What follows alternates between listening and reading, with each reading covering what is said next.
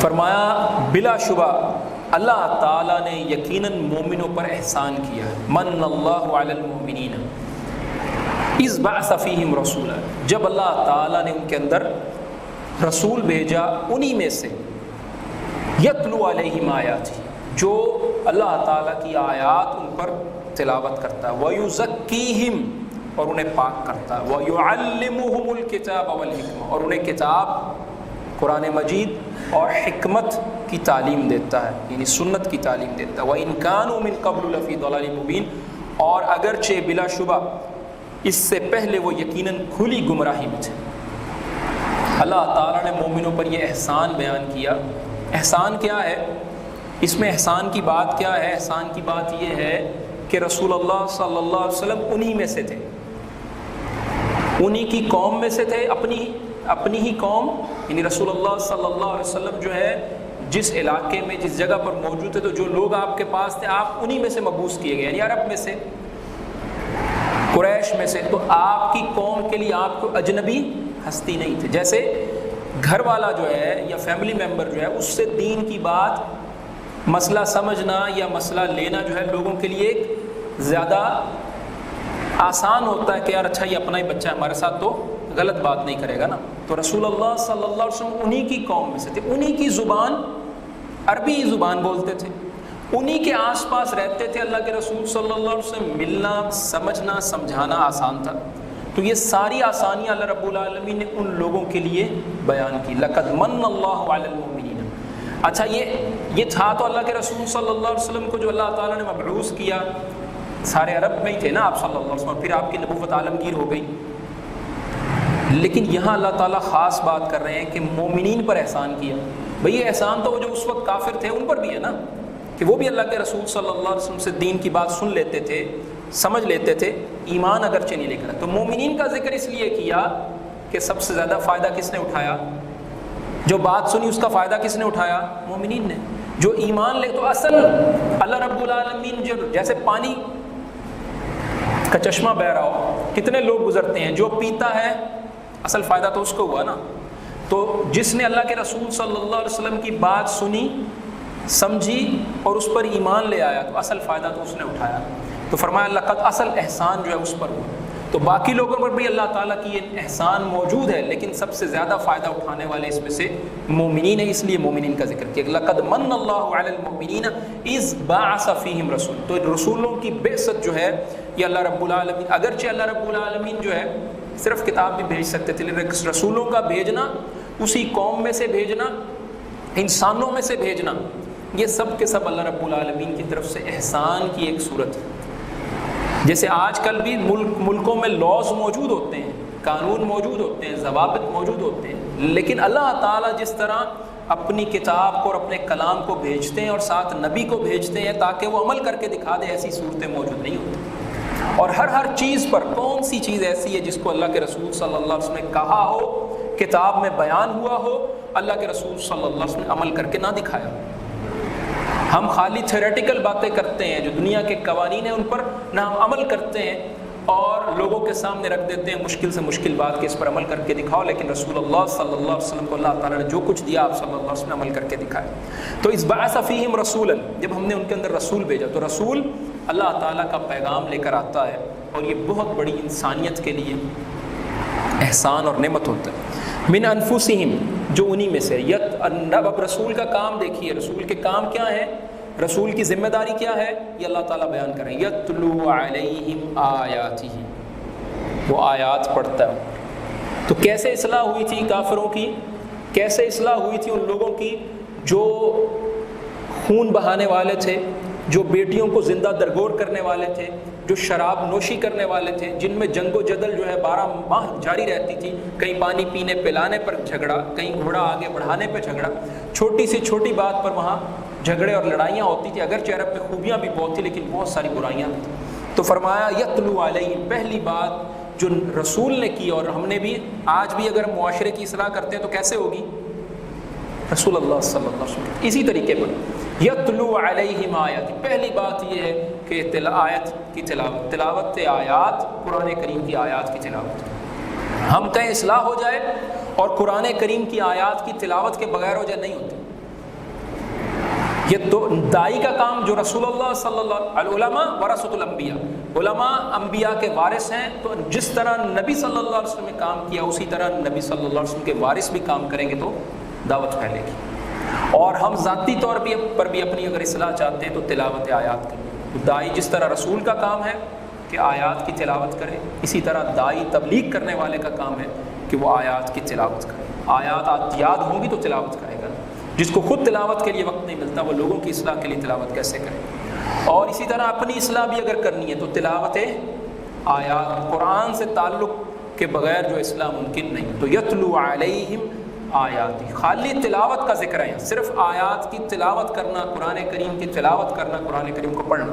اگلی بات وَيُزَكِّيهِمْ، دوسرا کام جو رسول صلی اللہ علیہ وسلم نے کیا اور اللہ تعالیٰ نے بیان کیا کہ نبی صلی اللہ علیہ وسلم کی ذمہ داری کیا ہے، کیسے رسول اللہ صلی اللہ علیہ وسلم نے اصلاح کی تھی، وہ یزکیہم، ان کو پاک کرتا ہے۔ پاک کیسے کرتا ہے؟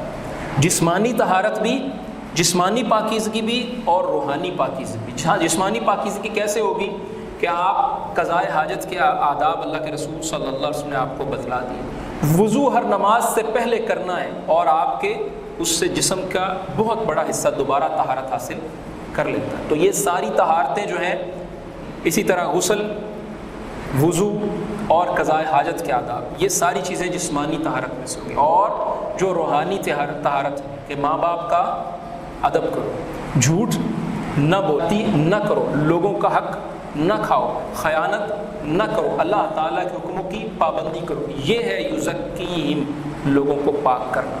بھوکوں کو کھانا کھلاؤ، غریبوں کی مدد کرو، مظلوم کا ساتھ دو، ظالم کا ہاتھ روکو، یہ ساری چیزیں کیا ہیں؟ یہ یزکیہم، ان کی پاکیزگی۔ جیسے آپ اپنے بچے کی تربیت کرتے ہیں، بچے کو سمجھاتے ہیں، بچے کو بتاتے ہیں کہ برے لوگوں کے ساتھ نہ اٹھو بیٹھو، اس کو تعلیم اس کو سکھاتے ہیں، اس کی پاکیزگی کے لیے اس کو امور بیان کرتے ہیں کہ بیٹا یہ چیز آپ کے لیے بری ہے، یہ چیز آپ کے لیے اچھی ہے۔ اسی طرح نبی صلی اللہ علیہ وسلم نے ساری امت کی جو ہے اس وقت بھی جو لوگ تھے ان کی تربیت کر دی، شراب نوشی منع کر دی، سود کو حرام قرار دے دیا، زنا کو حرام قرار دے دیا۔ اسی طرح مکمل اخلاق کی تطہیر کا مینیفیسٹو جو اللہ کے رسول صلی اللہ علیہ وسلم نے بیان کر دی۔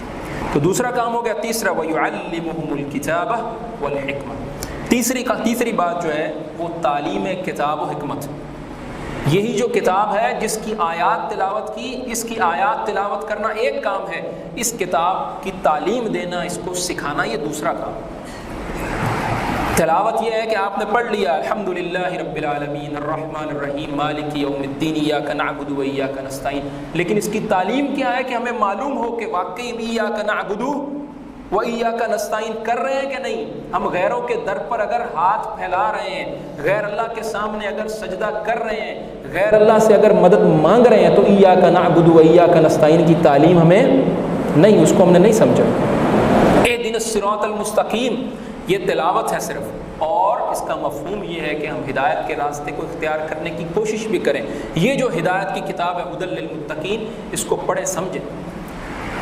تو اسی طرح قرآن کریم کی جتنی آیات ہیں، جن میں سود کی وہ آیات جہاں اللہ تعالیٰ فَأْذَنُوا بِحَرْبٍ مِّنَ اللَّهِ وَرَسُولِهِ، جہاں اللہ تعالیٰ نے حکم دے دیا کہ سود کو چھوڑ دو، نہیں تو اللہ اور اللہ کے رسول صلی اللہ علیہ وسلم میں جنگ ہے۔ اب ہم نہ چھوڑیں، نہ تعلیم کو سمجھیں اور نہ اس پر عمل کریں تو پھر کیا ہے؟ پھر معاشرے کی اصلاح ہوگی؟ نبی صلی اللہ علیہ وسلم نے اپنے ریاست مدینہ کی اصلاح، ریاست مدینہ کی اصلاح آپ صلی اللہ علیہ وسلم نے سود کے خاتمے سے بھی، آپ صلی اللہ علیہ وسلم نے جو حدود کا نفاذ تھا، قوانین اسلامی کا نفاذ تھا، وہ کر کے آپ صلی اللہ علیہ وسلم نے ریاست مدینہ کی بنیاد رکھی اور ریاست مدینہ کی اصلاح کی۔ تو وَيُعَلِّمُهُمُ الْكِتَابَ، وہ تعلیم کتاب، اور پھر فرمایا والحکمہ، حکمت کیا ہے؟ اس کی جو مختصراً اس کا جو معنی ہے وہ سنت ہے، کہ اللہ کے رسول صلی اللہ علیہ وسلم کو اللہ تعالیٰ نے جو احکامات اس قرآن میں دیے تھے، آپ صلی اللہ علیہ وسلم نے ان کو عملی طور پر امت کے سامنے پیش کر دی۔ نماز، اللہ تعالیٰ اقیموا الصلاۃ وآتوا الزکاۃ، نماز قائم کرو۔ کیسے قائم کریں جی؟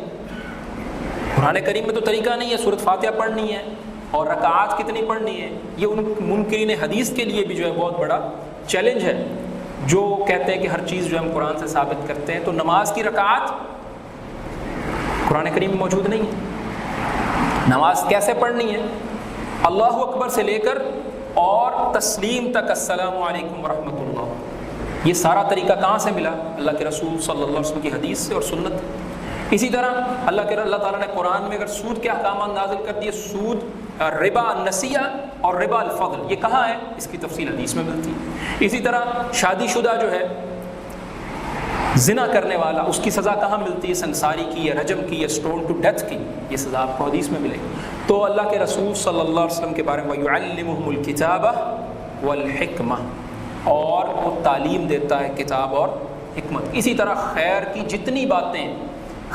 جتنی باتیں آپ کے معاشی نظام کے حوالے سے ہوں، یعنی آپ نے جو اپنا بزنس، ٹریڈ، انڈسٹری، کامرس، وہ سارے کے سارے معاملات ہوں، وہ اللہ کے رسول صلی اللہ علیہ وسلم کی حدیث سے قرآن کے بعد مل جائیں گے۔ آپ کے معاشرتی نظام ہو کہ ماں بیٹے کا تعلق کیا ہوگا، شوہر بیوی کا تعلق کیا ہوگا، بھائی بھائی کا تعلق کیا ہوگا، جب نکاح ہوگا تو کیسے معاملات ہوں گے، طلاق ہوگی تو کیا معاملات ہوں گے، یہ سارے معاملات اللہ کے رسول صلی اللہ علیہ وسلم نے معاشرت کے بیان کر دیے۔